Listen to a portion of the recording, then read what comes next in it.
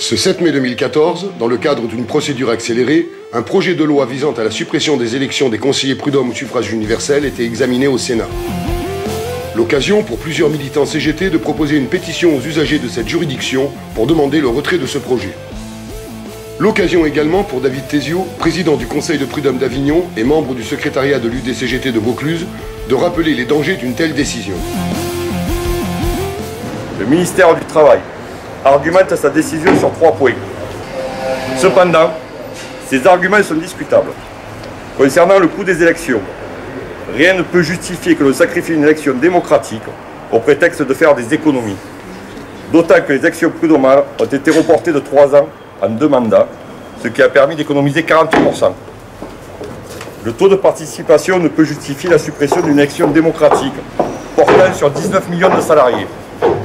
Supprime-t-on les élections des élus consulaires des tribunaux de commerce qui reposent sur une participation d'environ 20%? Supprime-t-on les élections européennes malgré le taux de participation en baisse permanente?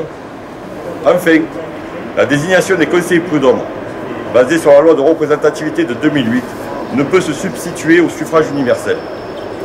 En effet, lors des élections de représentativité, il n'a jamais été question d'utiliser ce scrutin pour renouvellement des conseillers prud'hommes.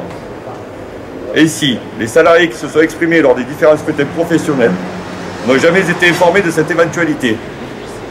Si la dernière compilation de la représentativité donne une mesure fiable du poids des organisations, elle a néanmoins exclu 5,4 millions de salariés. Ces 5,4 millions de salariés ne pourront pas faire entendre leur voix en 2015, n'ayant pas été pris en compte dans la mesure de la représentativité actuelle.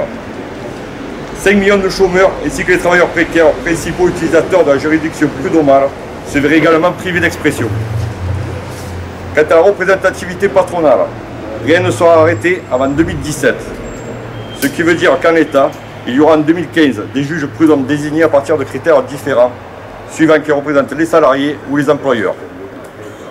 La loi de représentativité est détournée par le gouvernement de son but initial.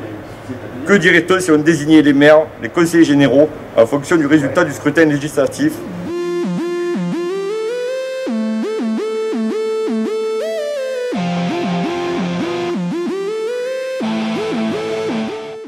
Le rapport Richard précisait déjà en 2010 que la désignation via la représentativité était le scénario le plus contestable juridiquement devant le Conseil constitutionnel.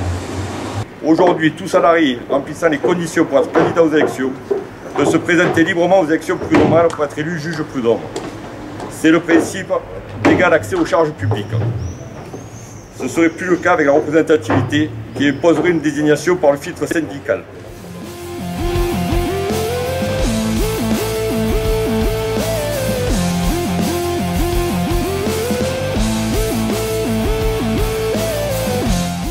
Enfin, et cela reste l'essentiel, un gouvernement qui supprime une élection au suffrage universel est un gouvernement qui met en danger sa démocratie républicaine.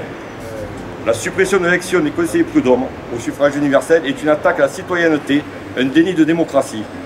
Ensemble, exigeons le retrait de l'article de loi sur la suppression des élections prud'homales au suffrage universel.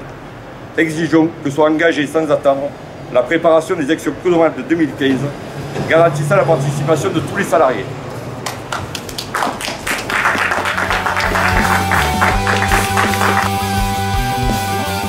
Décidément, affaiblir les faibles et renforcer les puissants, tout comme la casse des services publics, est bien un fil conducteur de ce gouvernement.